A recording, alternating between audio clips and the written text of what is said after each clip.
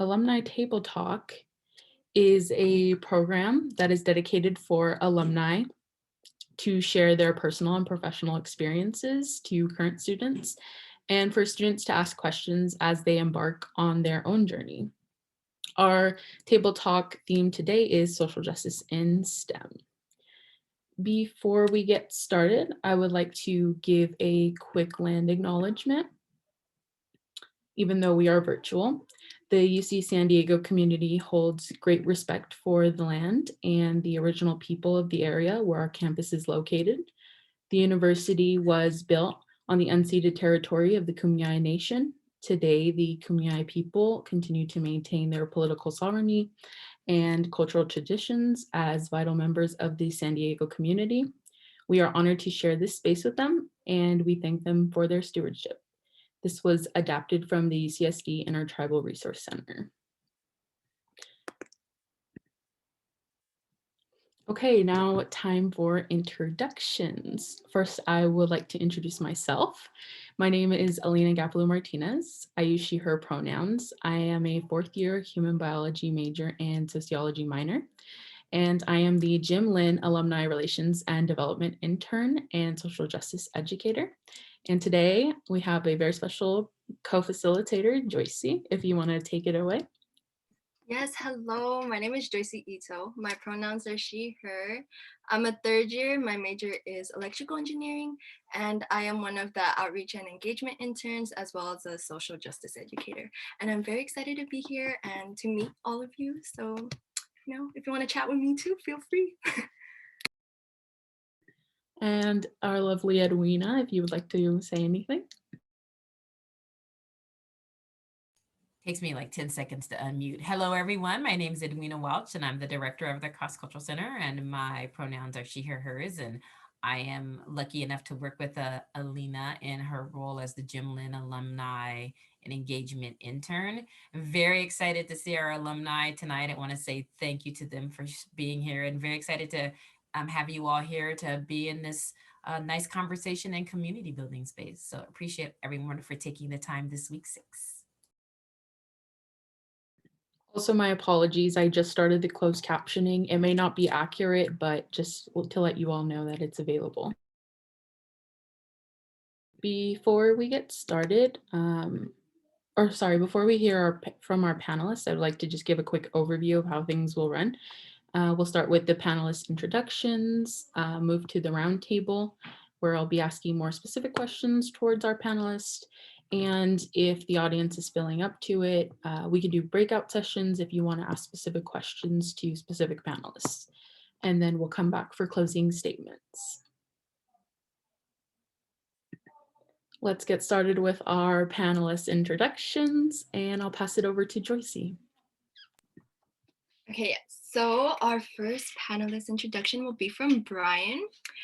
And so we have 3 questions to ask. The first question is your name, pronouns, the year you graduated college, maybe undergrad, and the major you took. So Brian, yeah. Sure. Hello, everyone. Thanks for taking the time to join us. My name is Brian Nguyen. I do want to first acknowledge that I am currently in Seattle and acknowledge that we are on the traditional land of the first people of Seattle, the Duwamish people, past and present. And I do want to honor with gratitude the land itself and the Duwamish tribe. I am class of 2007. My pronouns are he, him, and my majors were pure math and management science, so double major. Sorry, what is pure math? I've never heard of that. Yes. So UCSD at least has 2 different, or actually I think more than that, 3, when I was there, 3 different math majors. Pure math, applied math, and math and computer science bundled as one. So pure math is the more abstract theoretical side of math. With no, very little direct application to sciences, engineering, etc. And so for me, I loved proving theorems. If you remember back in your day of whatever geometry, when you were creating proofs all the time, that's all I loved doing.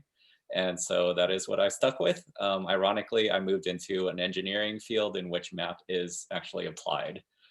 Yeah. Yeah, yeah. Math is definitely applied in engineering. All application of math.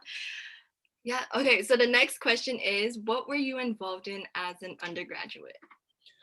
So primarily, I was in APSA, so the Asian and Pacific Islander Student Alliance, and there were some other various kind of like smaller engineering orgs that I kind of went through here and there.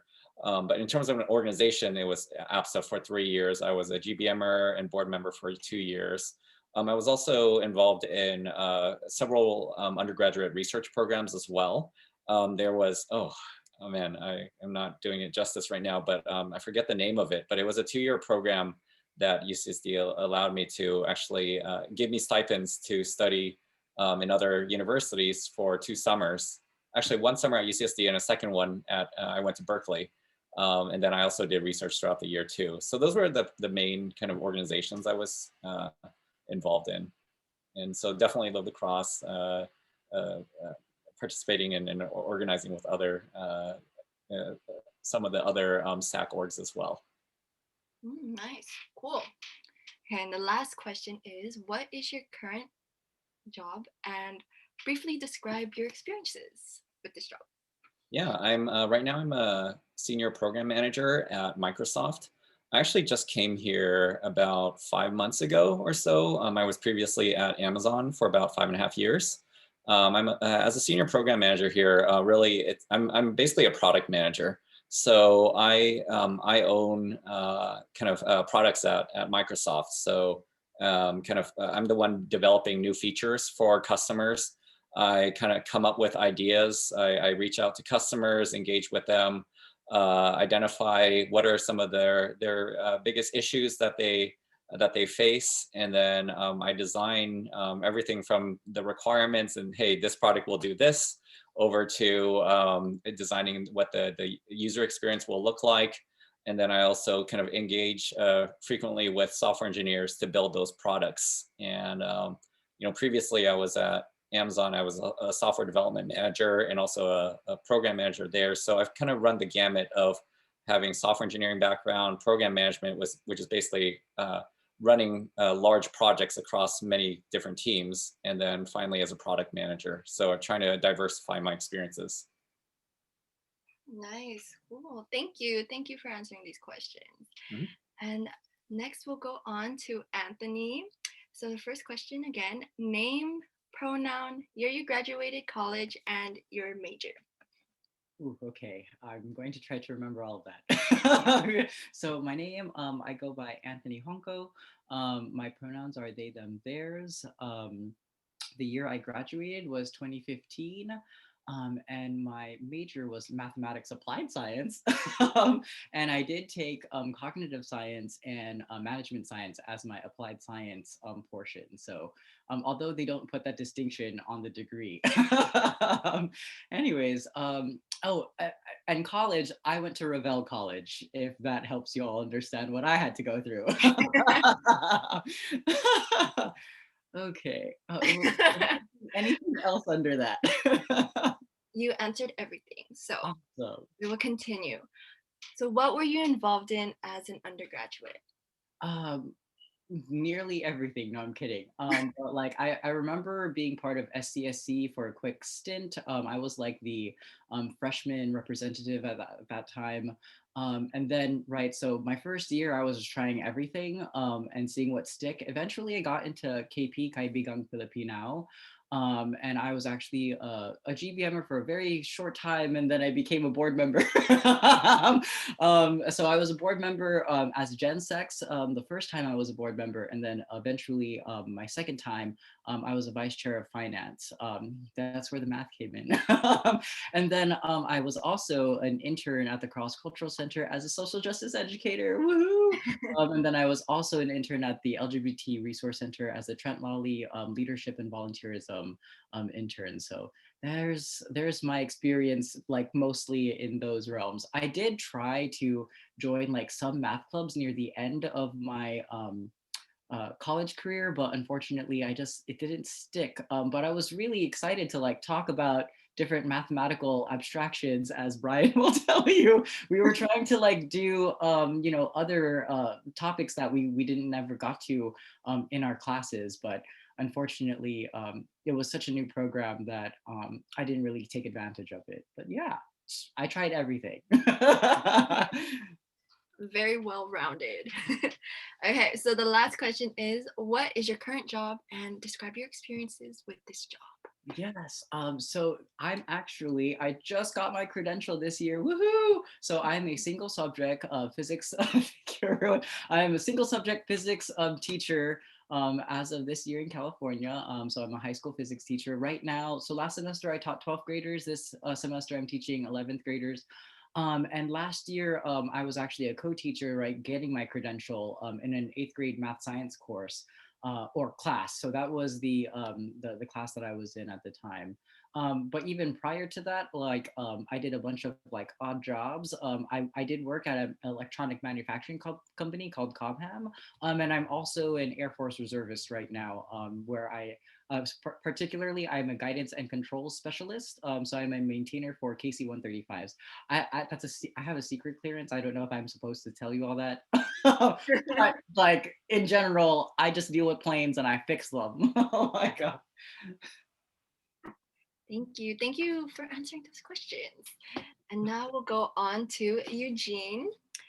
So Eugene, what is your name, pronouns, year you graduated, and your major? So now I'm going to mess this all up coming after my two beautiful friends. I want to start also by acknowledging I'm in Altadena in Los Angeles County, and I think the historical caretakers are the Tongva people. So just want to acknowledge them. Thank you to Alina, to Joycey, to Edwina, to Nancy, to Jim Lynn, all the people that make this possible, being able to come back here and be in community at UCSD. My name is Eugene Mahmoud, and I already forgot all the questions. My major was aerospace engineering. I minored in ethnic studies. I went to Thurgood Marshall College. Am I doing okay? Did I? Yes, and the year you graduated. Oh, you're gonna make me date myself. Okay, 2002. Okay, thank you. Okay, the next question is, what were you involved in as an undergraduate? So I think for me, it's just a good reminder. When I came to UC San Diego, this was the last year that affirmative action was going on. So there were regental repeals and changes to the admission system. And so I think that really framed my entrance. So kind of immediately I learned about the Student Affirmative Action Committee. I got involved in Associated Students, and then through there got involved in the Cross. And I didn't participate in Bridge, but I had a lot of friends that were involved in Bridge and Oasis. So those were, I guess, my primary student organizational experiences. On the engineering side, there was a program called the Ronald E. McNair Post-Baccalaureate Program. And through that, I got involved in undergraduate research. Also, Glenda Davis at that time was in the School of Engineering. And I think she had a program called STEP, which was a sophomore transition engineering program. And that was fantastic for me because after my first year, I was able to do an internship at Solar Turbines down close to the airport in San Diego. So just having that experience and exposure just out of my first year, it gave me that sense of confidence that I think engineering students rarely have about their future when they're at UCSD. Yeah, definitely. Thank you.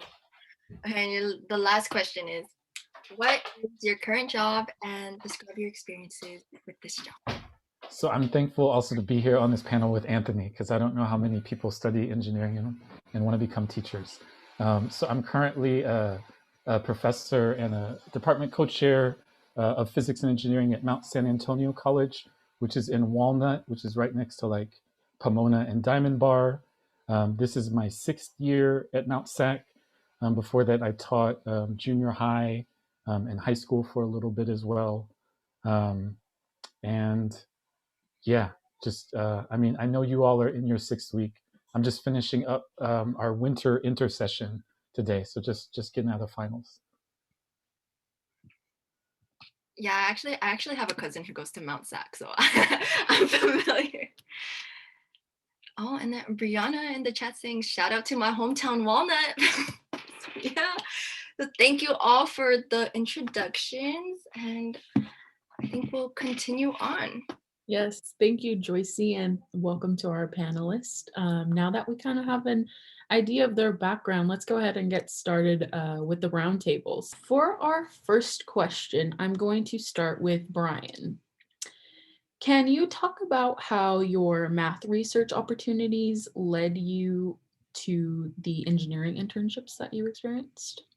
Yeah, so maybe I'll approach it a different question too, because this is something I go over with my mentees. I mentor quite a decent amount, and so folks often ask me like, how did I get a job, especially in the competitive environments today? And then so I will say that you know it you do whatever you can to stand out from everyone else, right? So and this includes finding undergraduate research opportunities. Many times when you're looking for a job, people say, well, we like you, but you don't have any experience, which is, a chicken and egg problem. Well, that's why I'm looking for a job, right? And so the undergrad research opportunities gives you one of those outlets to stand out from everyone else, who, not to knock them, it's doing jobs like, working at restaurants, for example, that are unrelated to the work that you want to do. It's valuable experience, but unfortunately in the workforce, it's not acknowledged as much as, say, relevant work.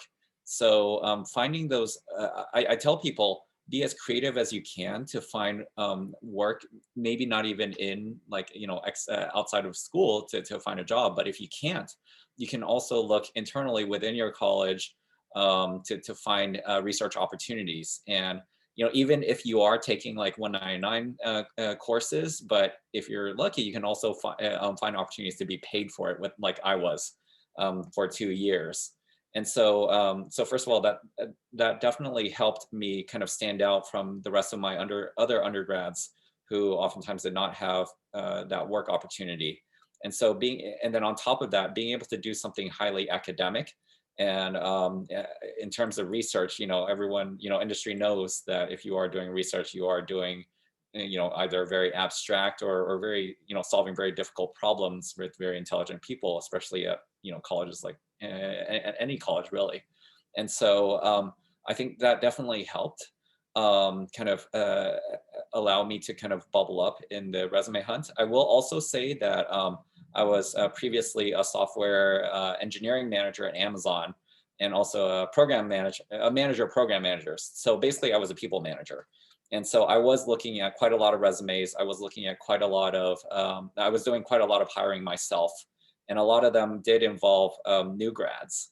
And I will say that a lot of folks coming out of college, everyone has the same thing. Either you're in an unrelated field or you're listing all your projects in school, which is great and all. The problem is when everyone has the same resume.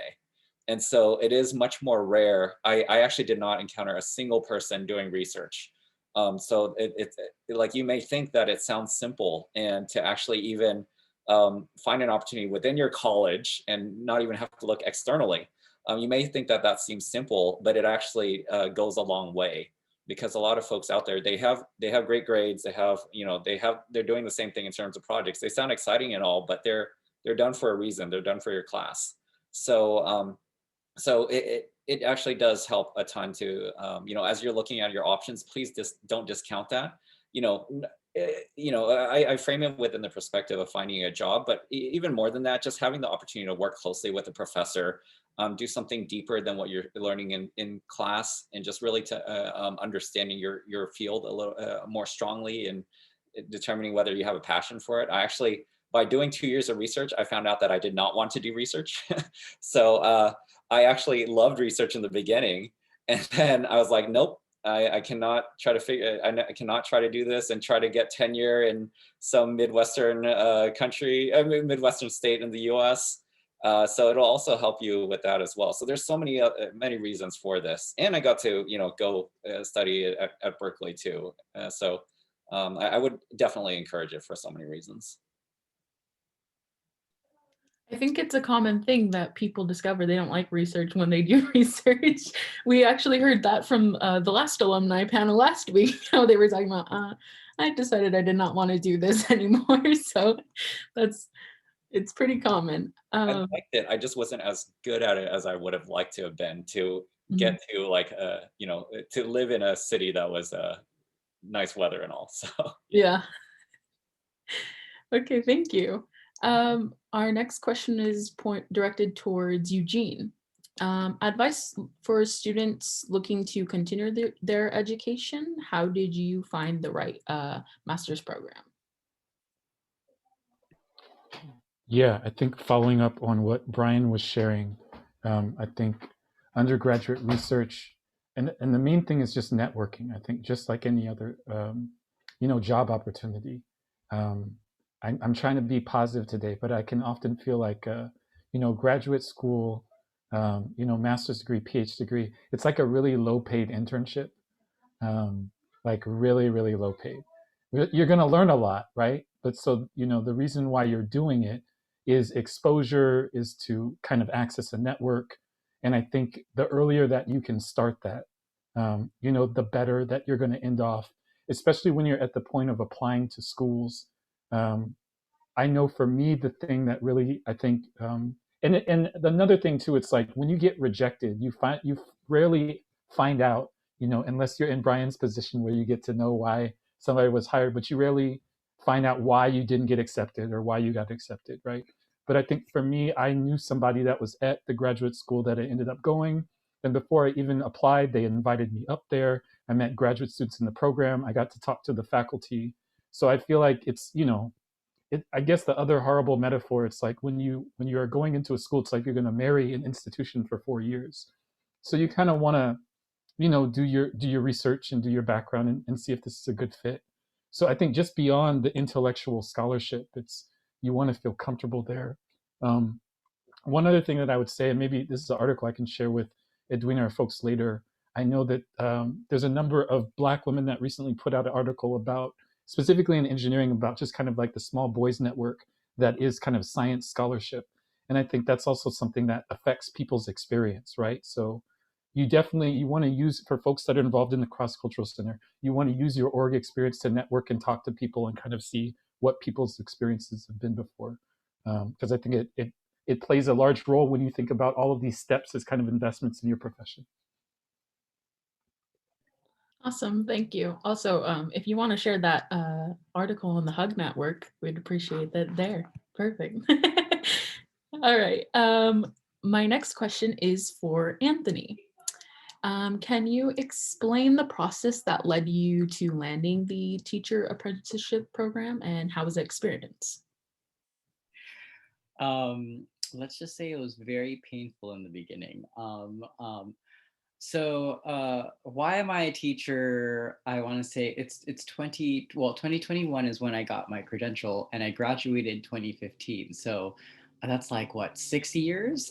Wait, can I do math still? 6 years. Anyways, so let's just say when I was working at Cobham, I was very depressed and very sad. Because I wasn't doing something that was aligned with what I wanted to do in life.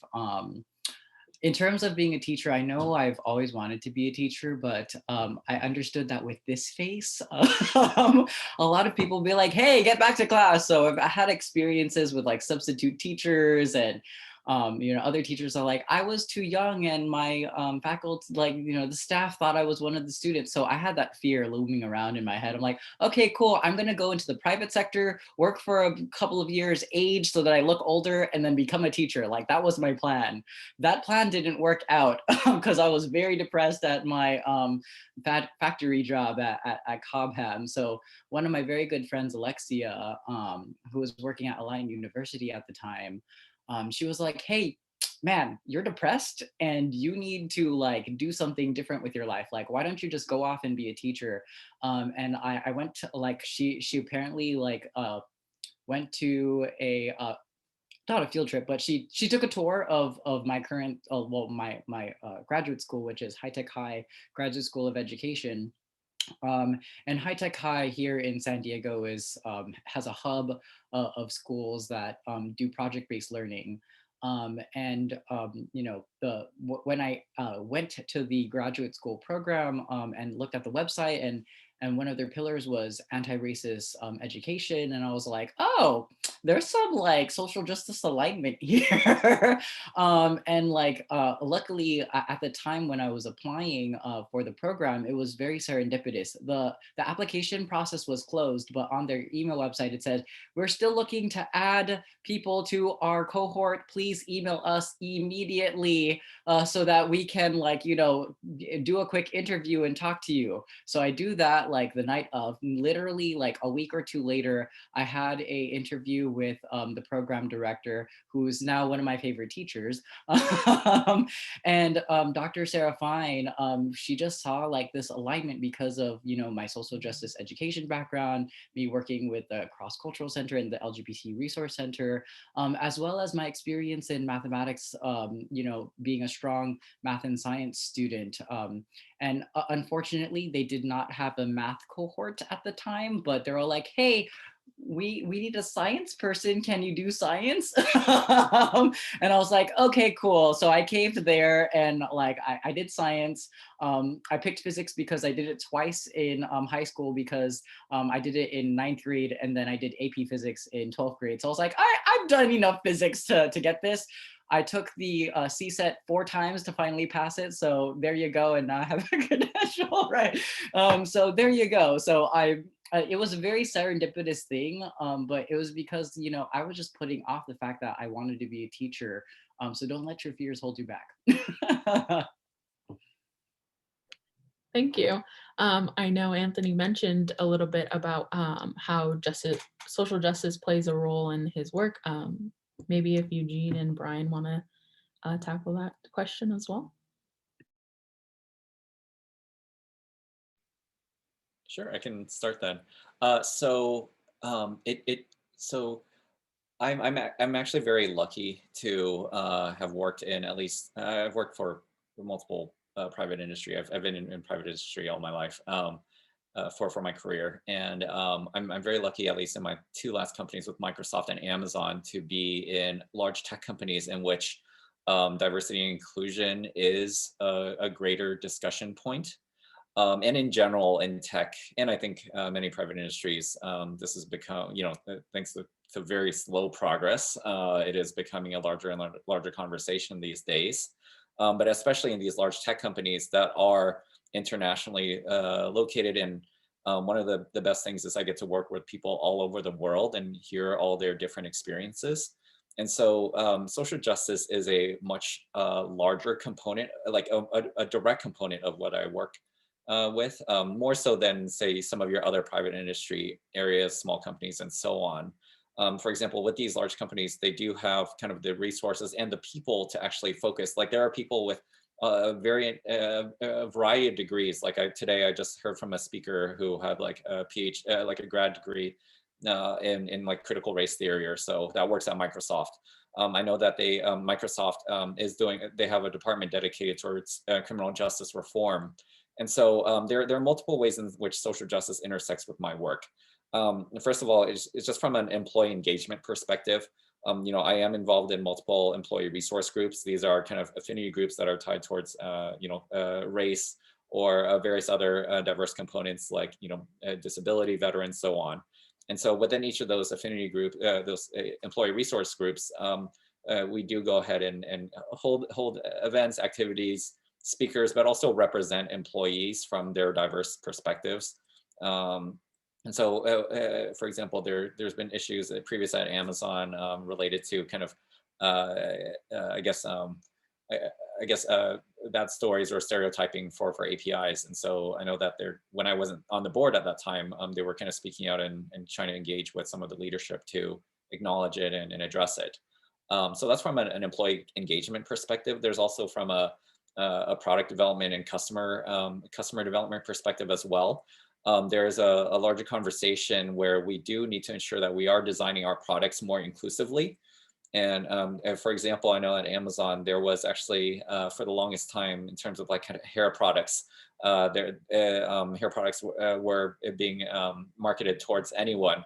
And I do know there was actually one Black woman employee who actually brought it up and kind of pitched the idea that, you know what, yeah, we actually need kind of a dedicated space within the Amazon website for people, for Black people's hair. And so she was actually able to kind of drive that initiative and come up with something that was, that was more inclusive. And so, it's within that guise that companies are also able to approach kind of social justice. I will say that for sure, it's a very, politically correct environment. Absolutely. Like it's, D&I is used as the very politically correct statement now. It's very watered down. But the good thing is, as is with progress, people are slowly advancing it more and more. And so, when I say politically correct, it's the two things that I talked about, having, supporting your employees and then designing for customers. They use this as the reason to drive it. And then you start, as a byproduct of that, you start having conversations around equity and so on, but it's oftentimes a byproduct. It's not done proactively. And so, at least we're getting there. And and luckily in these large large companies, there are people to help with that work and pull in that work too. For example, on Amazon, we also had like a very large conference around conversations on race and ethnicity, in which we did have a lot of speakers and social justice organizations come in and speak very candidly beyond the PC terms that we use today. So, so it is very relevant. So I'm lucky enough to be in these spaces. That is actually why I joined Microsoft, is they have actually a larger presence in doing social justice work than many other companies as well. And I've actually very much debated a lot because social justice is my passion, engineering is my career, and so I've thought about blending the two. But to be honest, I like making a lot of money, to be honest. And so luckily enough, I've found a place to be able to blend the two. I hope to actually engage more in their criminal justice reform movement while I'm there. I can speak so much more, but I will leave it at that. So I appreciate it. I really like hearing about it, and yeah, maybe later on, if we have more time, you can speak on it more. I'll pass it to Eugene. Yeah, no, Brian, yeah, I think Brian touched on a number of things. Diversity, inclusion, and equity are definitely huge things. And this has just been a challenging year all around. I guess my thought is, I feel like how I frame social justice in my life is not too different from when I was a student, being that I'm working in higher education. And I remember getting into it a number of times with a certain administrator during my time at UCSD. And I remember this administrator kind of telling me, tongue in cheek, well, Eugene, maybe one day you'll be a faculty member and you'll be in a position to affect change in kind of the areas that you're so interested in criticizing me for. So I'll say kind of two things. So Mount SAC, where I work, it's the largest kind of single school district community college. We serve the equivalent of about 60,000 students. The majority of the students are Latinx.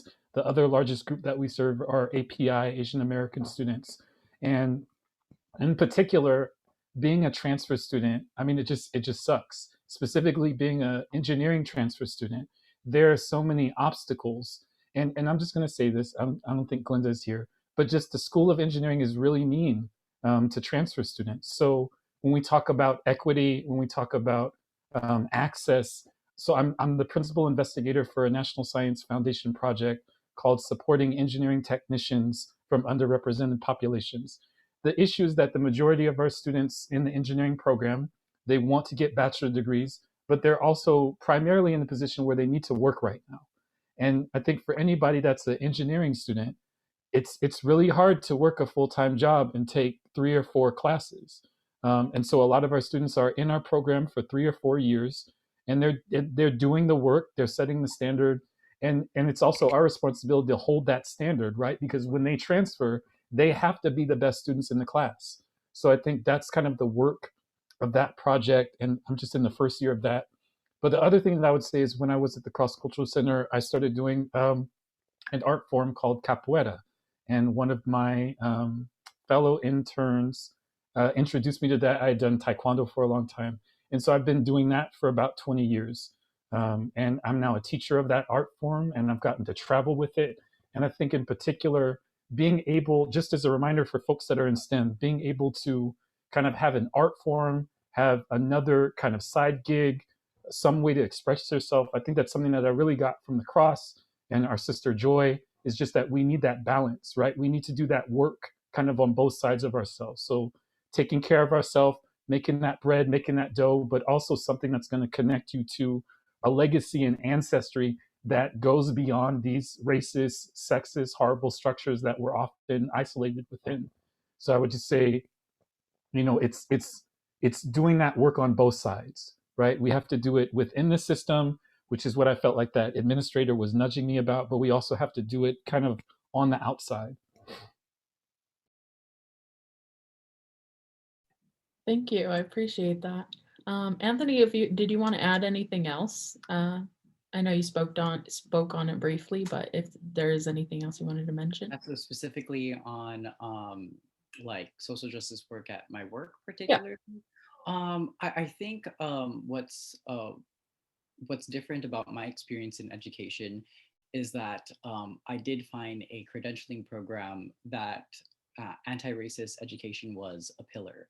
And I definitely took a whole year of classes focused on doing that identity work and really uprooting a lot of internalized racism and oppression and so on and so forth. And thank God I already did that at the Cross and at the LGBT Resource Center.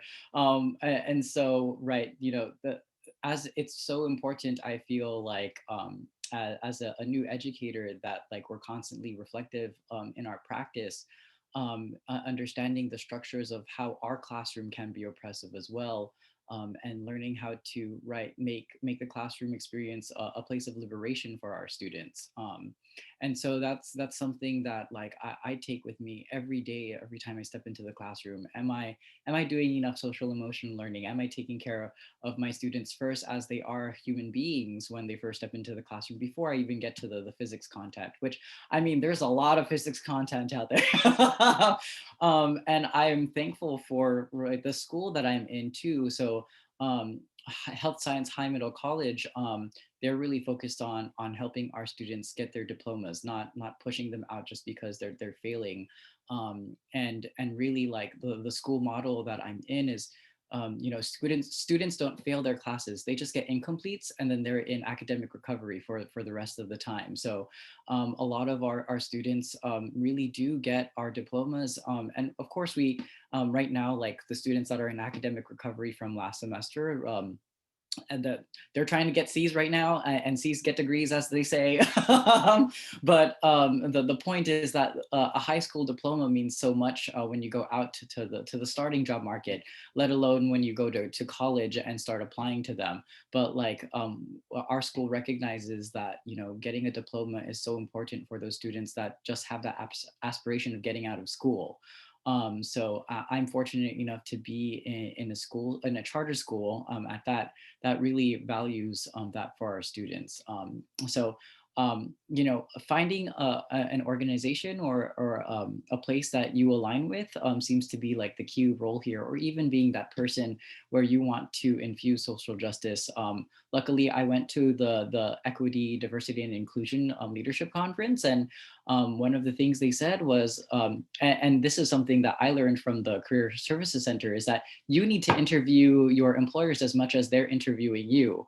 And if they don't have anything aligned with social justice, either say, hey, hire me as a social justice educator, or be like, oh yeah, like I need to go find another place that finds this valuable and is looking to integrate this, because I'm not going to be in this workplace and feel that, aligned, or even feel like our organization is doing something impactful for the world. So definitely make that a cornerstone if that's something important to you. Yeah, that's actually something I figured out when I got my position at the Cross. We had a workshop one of the days, and this good speaker said, make sure that you're happy with the environment you're in, and that it all matters. So thank you. I would like to ask another open question for everyone. Did you experience any setbacks at any point during your undergrad, after your undergrad, and how did you overcome them? Anybody is welcome to start. It could be a specific experience. It doesn't have to be everything, but. Oh, thank you for saying that, because I was going to spill all the tea that I had. Where do I start? I'm going to keep it as simple as possible. Let's just say I was at, like, when you talk about well-rounded, I lived on campus my first year. I was a commuter my second 2 years, and then I lived off campus my first year. And I particularly remember a moment being at one of those like campus climate meetings with all the like chancellors and vice chancellors.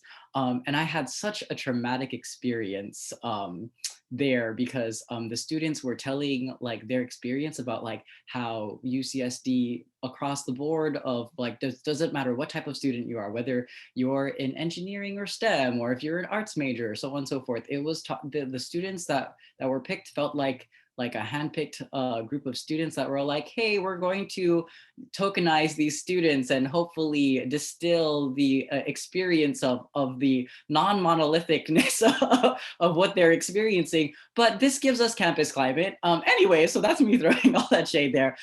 Besides that, like, I feel like it was very important because, it gave the upper admin the idea of like, well, what is inclusion look like for your student experience?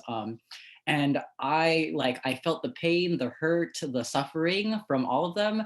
I, of course, was experiencing anxiety at the time, and I had a crying spell afterwards. So you could imagine me as I was an intern at the Cross at the time.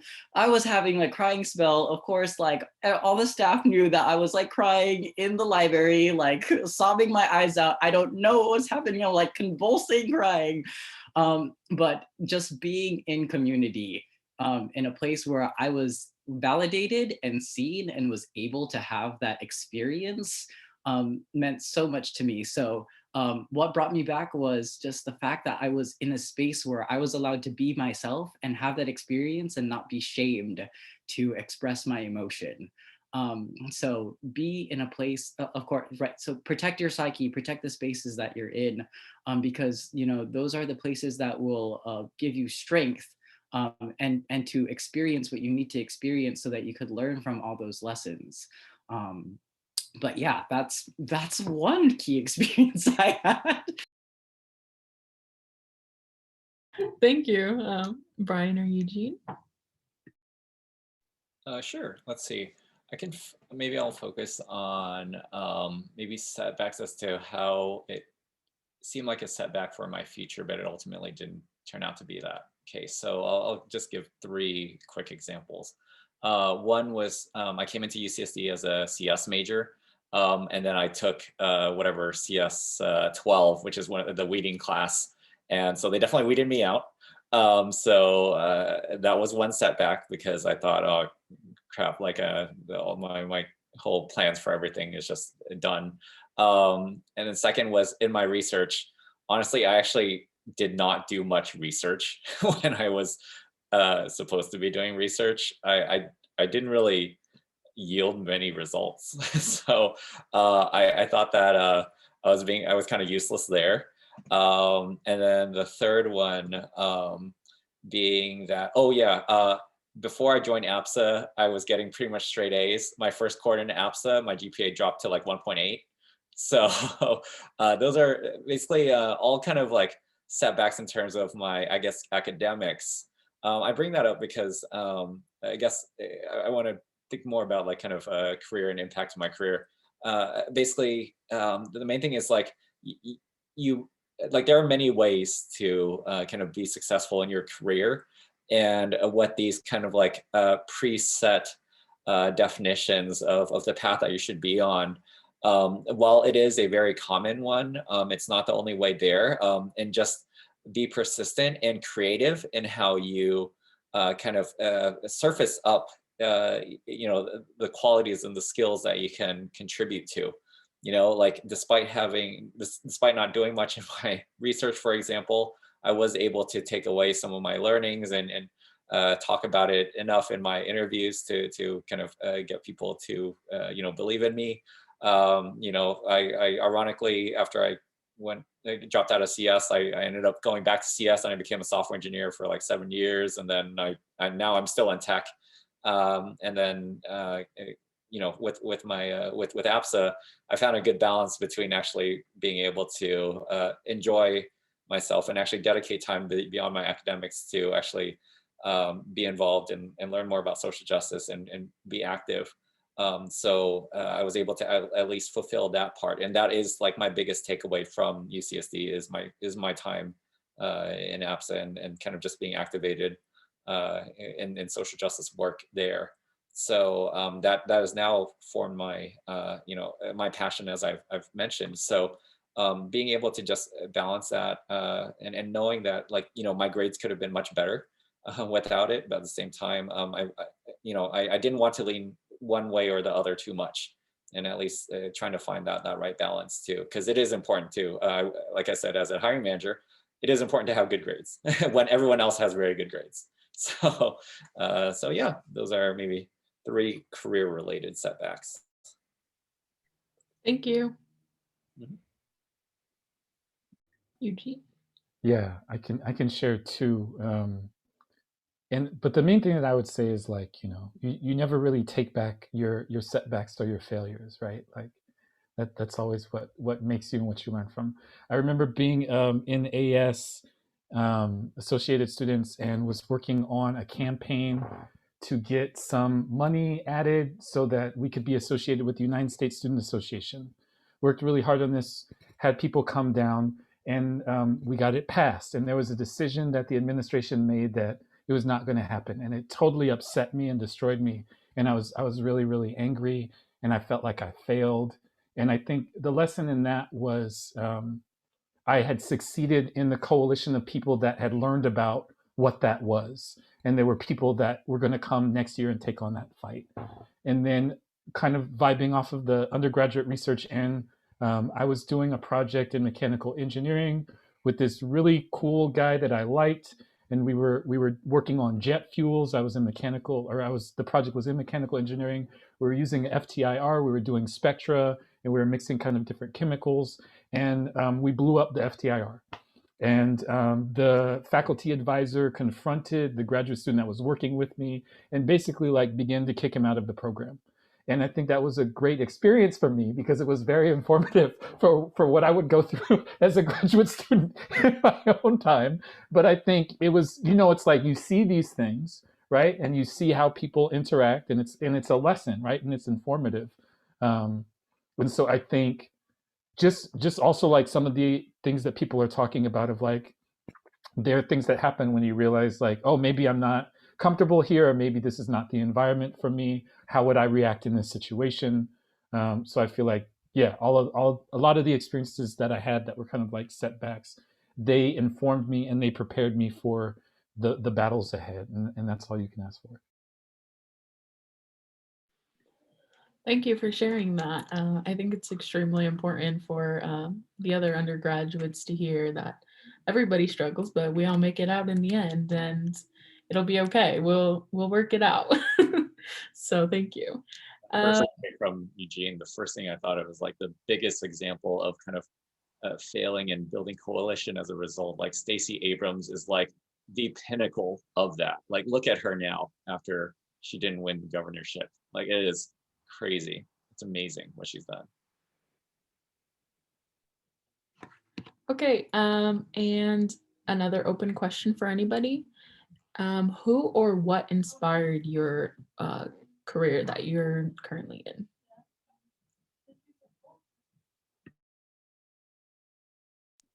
I could go. And for me, it's been really hard to come up with the answer for this because I think for me, it's just been something subconscious. Every teacher that like really saw me and you know, believed in me, of course, the Cross-Cultural Center staff, and of course the LGBT resource staff. Just being given the chance to be an educator at the get-go, and having places where I can be trusted to share my knowledge and share the wisdom that I've had. It's having someone believe in you is, for me, as someone that needs a lot of reassurance, has been invaluable in my experiences. So I'm definitely grateful for that. Although it would be more secure for you to be able to do that on your own. Have you, with that, me trying to learn from my psychologist and stuff. But anyways, I think like inspiration really has been driven from the spaces and wisdom of every single person that's literally had a hand on my life. So all my math teachers, all my science teachers, even my English teachers that made me feel like I didn't really understand English. but like as Eugene said, you need to find an outlet for your expression. And so I write. I have a plentiful number of journals that God knows when I'm going to write in them. But like I'm also a violinist, and I play my violin every now and then. I sing with the gay men's chorus before COVID, but now it's just like kind of online things. So definitely just having a place to express myself, as well as having people that believe in you has definitely helped me along the way. So speaking to which, like, why I'm a teacher and not, as Brian says, a a researcher in mathematics, right? I got a lot of mentorship in other places, not necessarily in my major. So there you go. Thank you. Brian or Eugene? I guess I'll jump in after Anthony. I think I really give a lot of credit to my parents. My parents are both in the medical field, and the story that I tell my students is that my mother, she works for the Veterans Administration. She would work in Long Beach. She would come home after a long day dealing with veterans, lots of issues, family stuff, talk about the millions of patients that she saw, people hurting themselves. And I was like, well, I'm never going to work with people. I'm going to be an engineer, right? And then fast forward, I work in higher education. But I think my parents, they definitely, and I also want to say we grew up in Irvine, and it was just an interesting time in that community, and just seeing them. And I felt like, growing up, like when I was born, my parents were in medical school. And actually, before I went to UCSD, we lived at the Mesa Apartments while my parents were in medical school. So I just feel like seeing them go through that process and being professionals was something that informed me. And I was talking to my mother last week, and she was just talking about how she wished that there were more programs when we were younger that would have spoken to like science education and, being Black and just coming from a certain community, because she sees that as so much of the problem right now. And I feel like they there were so many things that they educated me on. Like I remember reading Malcolm X and talking to my parents about that.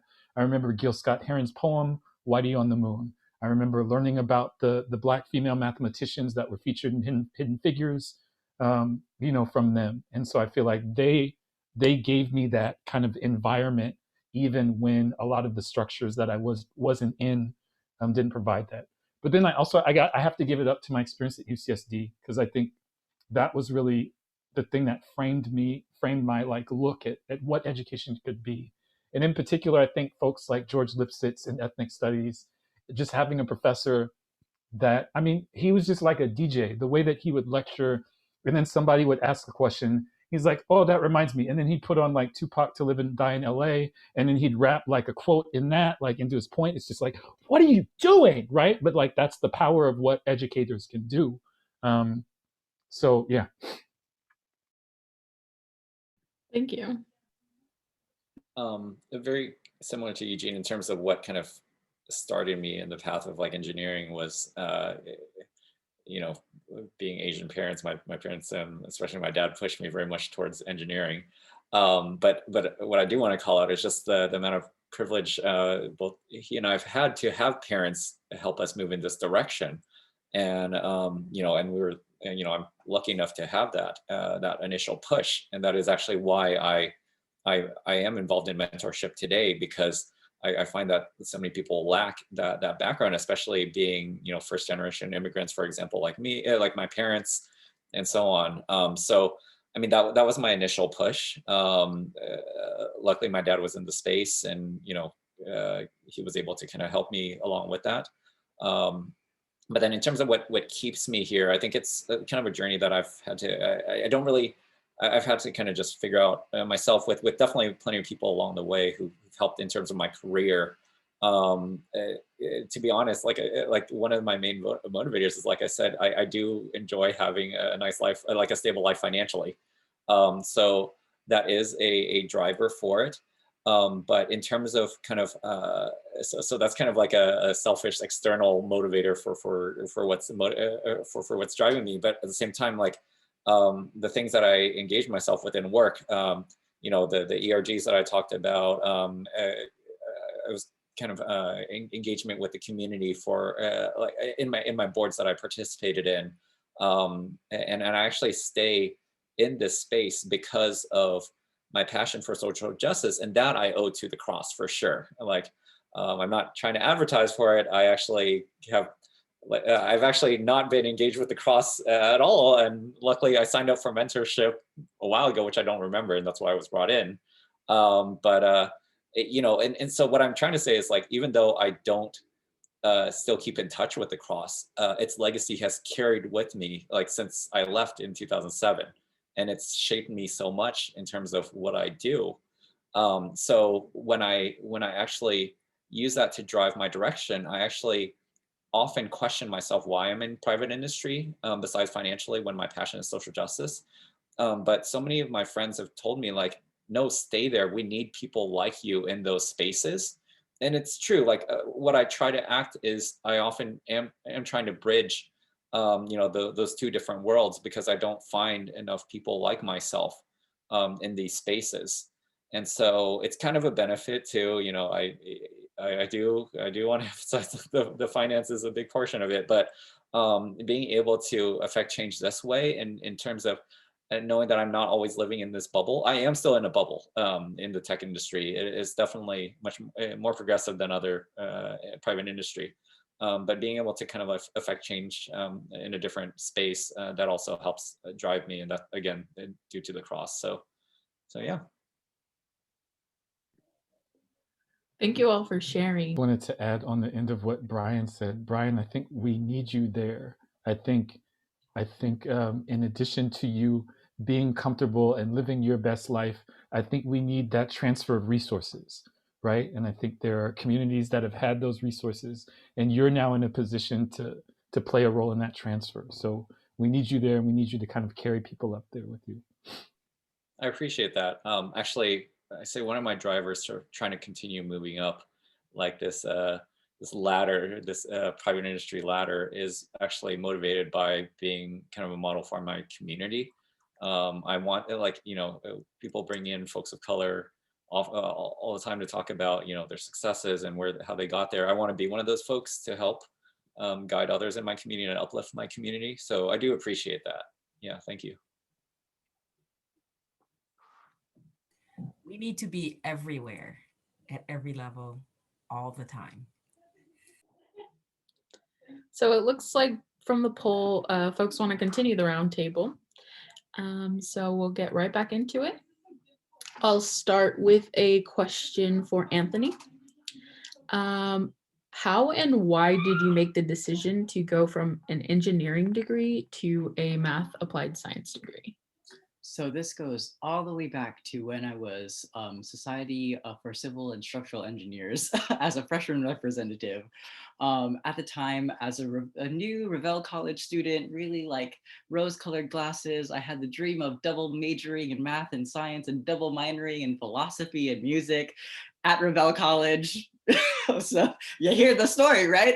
Anyways, so I'm talking to one of my mentors, and she told me that if you stay in your engineering degree, you might have this creeping thing called too many credits, and you won't be able to apply for your double major. So she kind of scared me into first get your your math degree, whether it's in applied science or whatever, and then apply for the double major. So I was like, okay, bet, I'm going to do that. So I apply for the math degree.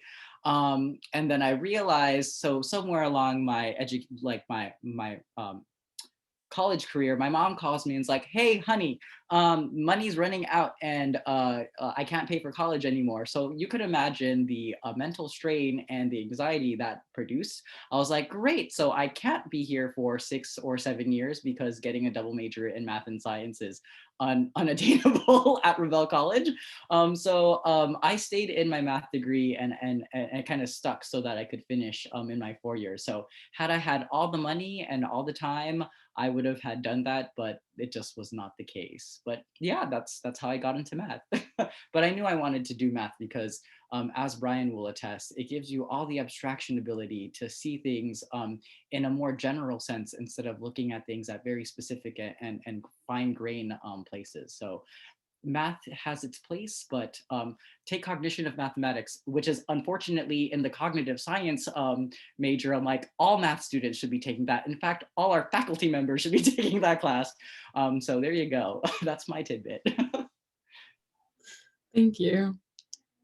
My next question is directed towards Brian. What experiences most prepared you to work in a company as a software engineer? I think you had mentioned something earlier about your internships, but.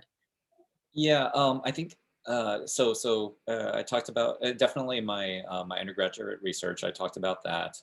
That helped me kind of from a practical and academic standpoint. And then there is also the leadership component as well. You know, being a board member at for APSA for a couple of years. Also, I too was also took martial arts. I was for like 7 years. I was an instructor for 4 of those years. So those soft skills, I wouldn't say it, maybe it didn't directly translate into kind of interviewing skills, but it did give me like the confidence to be able to be a leader and to interview well, be confident in terms of my responses and myself. So again, like, you know, these are very much, you know, positions of privilege to be able to say I had these experiences that helped kind of lift myself higher as a leader. But for sure, the confidence goes a long way. You know, with my martial arts, like the discipline and like the you know, the persistence, it definitely helped in terms of being successful in industry. I also did have various jobs. Like I interned at the US Geological Survey since high school. So it was kind of going back into just being creative in terms of the different opportunities you might find. Like, you know, no one really thinks of like, what the heck, you know, the US Geological Survey, it's the Water Resources Division. Like, what the heck is that? But really, and then part of it is also, you know, when you talk about like these really odd jobs, like USGS, I did research in Potsdam, New York, which is upstate New York. No one hears of it.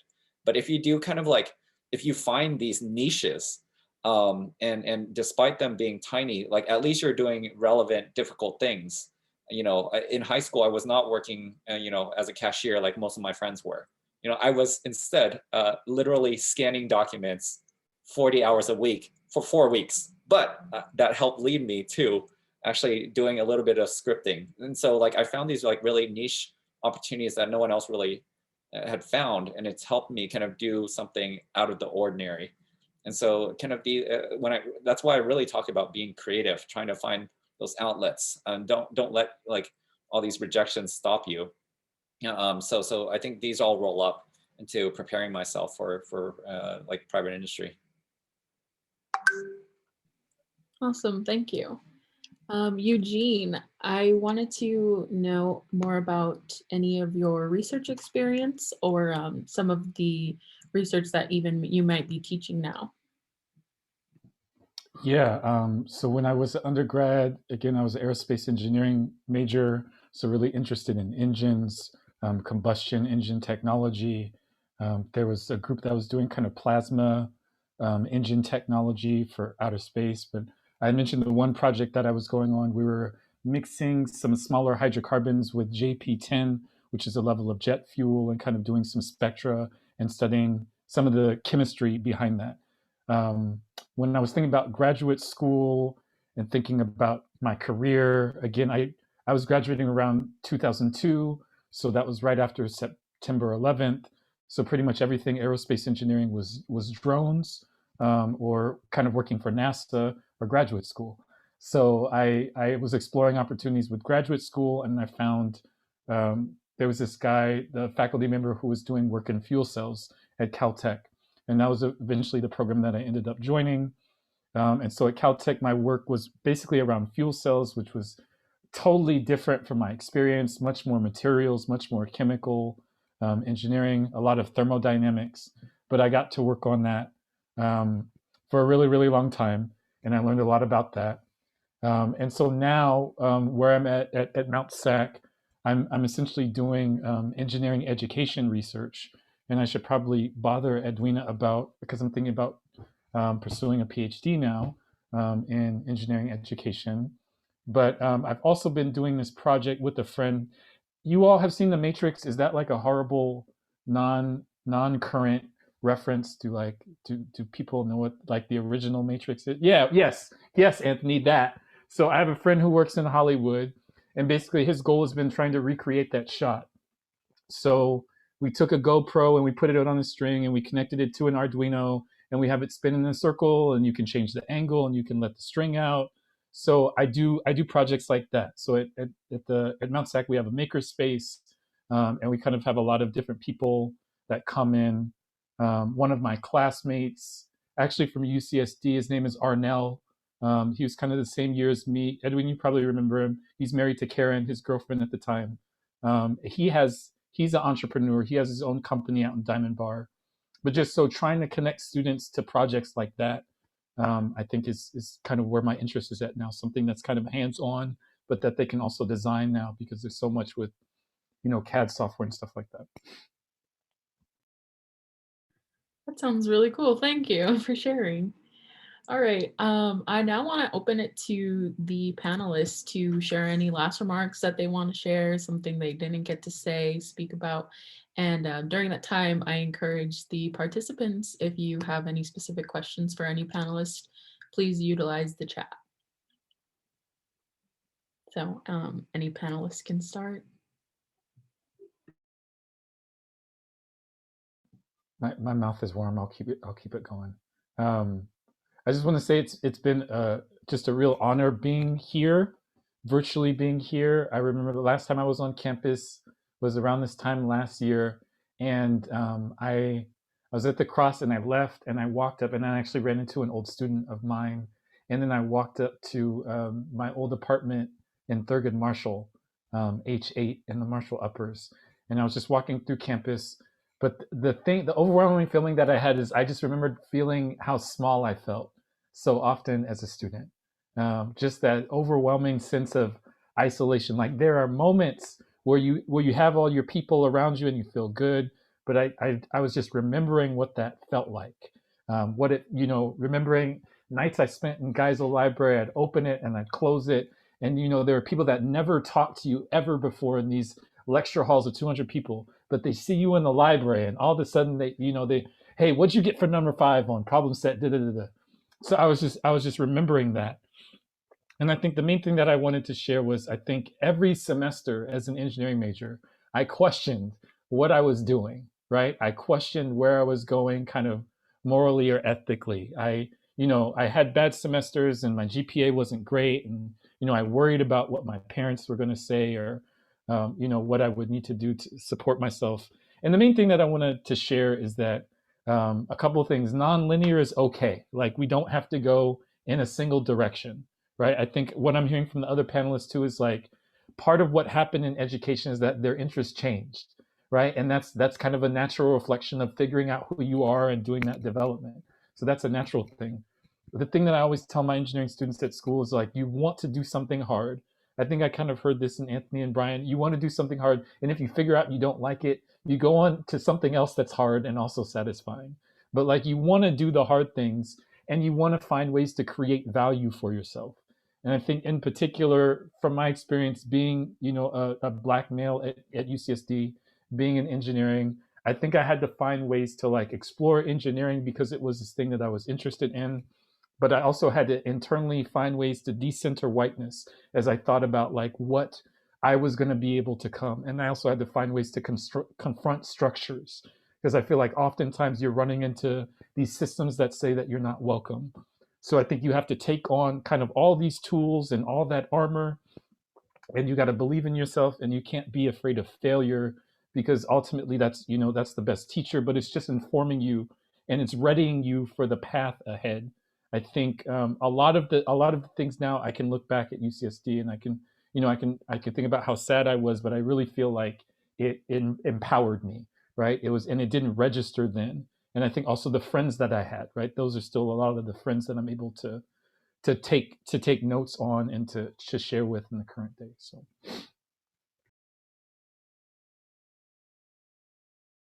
Thank you. I appreciate that advice, especially about the accepting failures, because it's definitely something that's happening currently for us students and during a pandemic.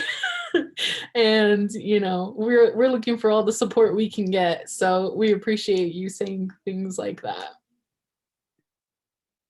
I'm glad Eugene went first. I'm going to go next because I was going to go say something completely different, but what you said was so much more effective. So I'm just going to build off of it.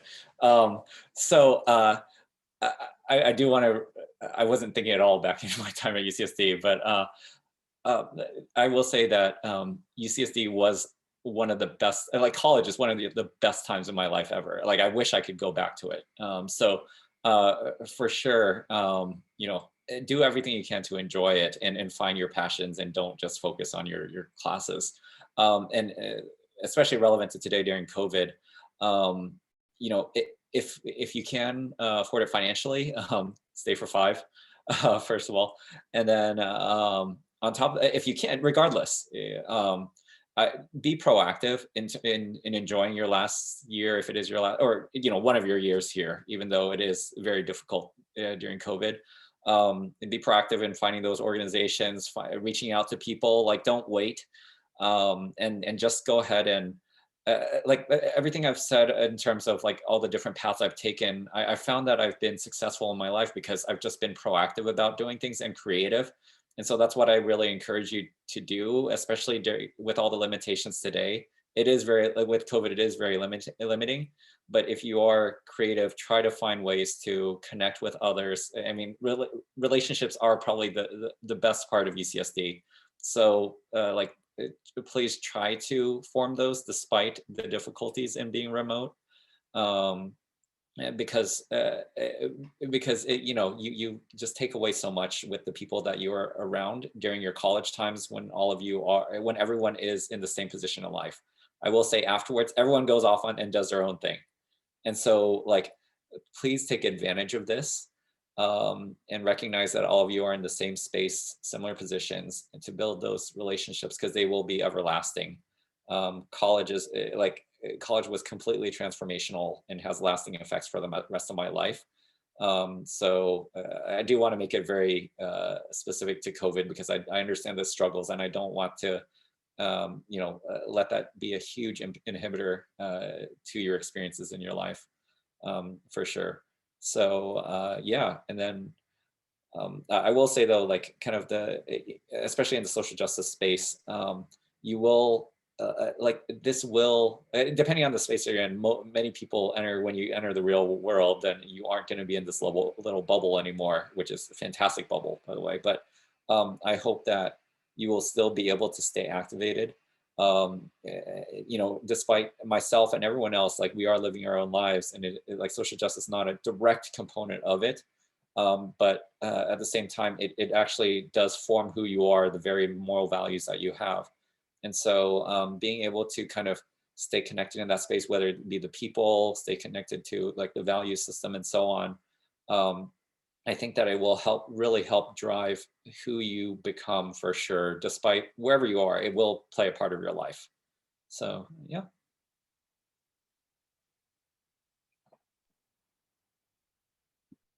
And I want to like thank Brian and Eugene for going first, because I definitely am the one that hates going first. But you all framed the ending of this conversation so well. Eugene and Brian, the word that came to me from one of my mentors, Grace Bogunu, who I don't know if she's still there at UCSD. Yes, Grace. But equanimity, right? So balance is really hard to do because, you know, things go off balance. And she kind of framed it in terms of, you know, finding it, equalness amongst things is an active thing, right? Sometimes you go too far on one side, then you work towards going back, and then you teeter off to the other side. So it's this constant balance between, or this work of balance, right? Between connecting to community and also doing self-reflective work. I noticed once as Brian said, once you get out of the college system, you start doing things on your own, and connecting to community is so invaluable. When I tried connecting back to the career center and the cross-cultural center, but as well as me finding my own community in the gay men's chorus. And I mean, at the time I was part of the Tiferet community, no, Tiferet Israeli Community Orchestra, right? So my passion for music like brought me to that space and helped me build community there. Although I didn't utilize that network because they're mostly retired old people that wanted to play music and me. But like at the same time, like just being in community with them and doing something that we loved and building purpose, right? So I think what community does is helps continue on that sense of purpose. And so continue to find those places that give you purpose. And at the same time, as Brian said, be proactive about what you want to do in your careers. I think about the mentorship that I've learned from my years of experience in college and my older sister. And we're kind of heralding my little sister, who's 6 years younger than I am, through COVID crisis college, like crises. Oh my God. She's like, oh my gosh, I was supposed to go to this theater practicum and get all this practical skills and knowledge. And then COVID happened. And I'm like, great. Well, your older sister, she's taking a lot of like online classes on animation. Why don't you like look for online classes on theater production or costume design or something? There is like insurmountable amounts of education out there for you to build your skills and your portfolio for that job that you want. And I think like that's what I want to like, you know, take away with all of you is backwards engineer where you want to be in your life, and start talking to those professionals in those networks that, you know, like, hey, do you know somebody in software development or in project management or in education or in high school K-12 teaching, anything that you want? This is your time to like go talk to those people because they're also in COVID time and they have a lot of free time and they're ready to give their wisdom and knowledge to you for free. Maybe some of them want some coin, but you know how it is. But really, this is your time to like steal all their knowledge, borrow whatever you want to use, and get like, hey, what is missing in my toolbox of professionalism, and where are the places that I can go to get that knowledge, so that by the time I'm there at that interview, I have everything ready to go and I can be that social justice person in that space that needs me, that doesn't have that. So we need all your technical ability and all your social justice ability, and to integrate it so that more of us social justice warriors are out there seeping our knowledge into the world. So as Edwina says, we're like freaking viruses and parasites, like going out there and like infusing social justice. So we need everyone everywhere, up and down the wazoo, to do the work that clearly society is still kind of pushing up against. But you know, since the revolution is here and it's always been here, it's just that it comes in waves. And we need to take advantage of them as we still can. So my thing is like, are you ready to join the fight? Oh dear. Please give our amazing panelists a virtual round of applause. They made this roundtable so special, and it was really great to engage with them. Before I'd like to end the night, I would just again, thank you, a huge thank you to the panelists for volunteering your time to join our Alumni Table Talk. All of you are so inspiring and the work you're doing is so amazing. I would also like to thank everybody, all of the participants for attending. I know Zoom fatigue is real right now, especially during this week 6, and we're all getting through our midterms. So, you know, we got this, everyone. Edwina, anything you would like to add, or Joycey? I just like to do the same welcome and echoing what other folks have been saying, particularly the panelists, this is the time to really be creative and think outside of the box and do that step. It will always feel awkward to reach out to someone that you haven't quite met. That's why we've been doing these roundtables. So at least you're like, I have a face. And if I write and say, hey, I was at that roundtable, your emails can get returned and people will know, hey, that's someone who reached out. And so that's because it's hard to get there. But once you get there, you're like, well, I have to have a question to answer. You don't have to have a question to ask. You can just ask people like how they got where they got. And that's usually the best relationships we've seen with people. It's not about being perfect and ready to go and having all the right questions and having your own answers, but it's really the relationships and stepping out and building those. So thank you, panelists. This was so amazing and I appreciate your time. I mean, please stay on, don't jump off right away. Because yeah, just don't jump off right away. Sorry, I just wanted to really echo that. That's a really important point Edwina just mentioned. Like, y'all are here taking the time with Zoom fatigue for sure. And with these small panels, it's such a great time to network and form those relationships. I'm just putting back on my manager hat and my hiring hat, because really this is how most people get jobs, is through your connections. Almost everyone I know gets their jobs through connections. It's not just a stereotype. So if the more that you attend to these, the more, any people that you find interesting, please form that connection, especially in these small spaces. You know, we are here volunteering our time because we do want to support you. For example, myself, I'm happy to engage further after this. So take advantage of that. This is part of being proactive. All the things that I said about being creative and so on, you are being proactive, you are being creative by attending these. Think of everyone else who doesn't have this opportunity, who's gonna still be facing like all the competition out there in the world, but you are here and kind of learning. And so take advantage of it. This is what helps a ton. And to echo off of what Brian is saying, if you would like the opportunity to stay connected with the amazing alumni, please join the Hug Network. The Linktree is on the right, and you can seek mentorship, social justice education if you're looking for professional tips, anything that you're looking for, please join our Hug Network. And thank you again to the panelists. Also, last note, please, if you could fill out this survey letting me know how this Alumni Table Talk ran, any feedback is greatly appreciated. I am still learning as a student, so this is really helping me. This feedback is helping me with my facilitation skills, so I really appreciate it.